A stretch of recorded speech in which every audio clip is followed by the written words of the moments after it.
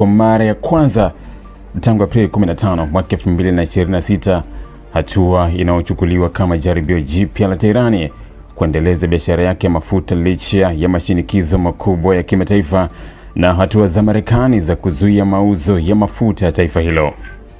Kwa mujibu wa kampuni ya kimataifa ya ufuatiliaji wa shughuli za usafirishaji wa baharini Kepler, meli hizo zilivuka njia hiyo muhimu siku ya Jumatatu zikiwa zimebeba jumla ya mapipa milioni 7 ya mafuta ghafi ya Iran, jambo ambalo limezua mjadala mpya kuhusu uwezekano wa Iran kuendelea na usafirishaji wa mafuta licha ya vikwazo vinavyoendelea.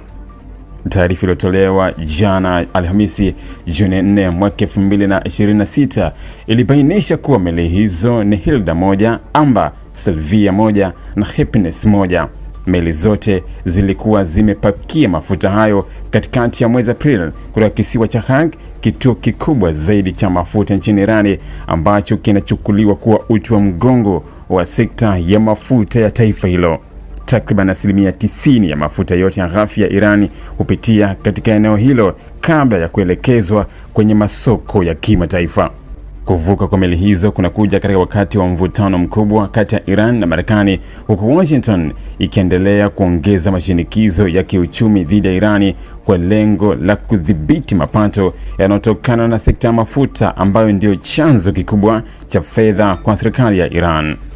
Marekani imekuwa ikiitumu Iran kwa kutumia mapato hayo kufadhili shughuli za kijeshi pamoja na makundi yenye ushawishi katika eneo la Mashariki ya Kati, madai ambayo Tehran imekuwa ikiyakanusha mara kwa mara.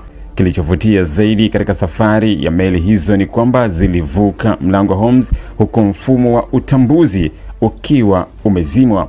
Mfumo huo wa utambuzi kwa kawaida hutumika kutuma taarifa za moja kwa moja kuhusu eneo la meli, kasi yake, mwelekeo na taarifa nyingine muhimu kwa mamlaka za baharini pamoja na mifumo ya kimataifa ya usalama wa usafirishaji wa majini.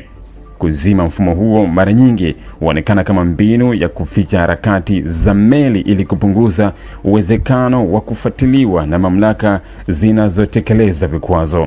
Licha ya hatua hiyo ya kuzima vifaa vya ufuatiliaji, kampuni ya Kepler ilisema iliweza kubaini safari ya meli hizo kwa kutumia picha za satellite pamoja na mifumo mingine ya kisasa ya uchunguzi baharini. Teknolojia hiyo imekuwa muhimu sana katika miaka ya hivi karibuni, hasa kwa ufuatiliaji wa biashara ya mafuta kutoka nchi zilizo chini ya vikwazo kama Iran, Urusi na ilivyokuwa Venezuela. Kwa kawaida meli zinazobeba mafuta ya Iran hufuata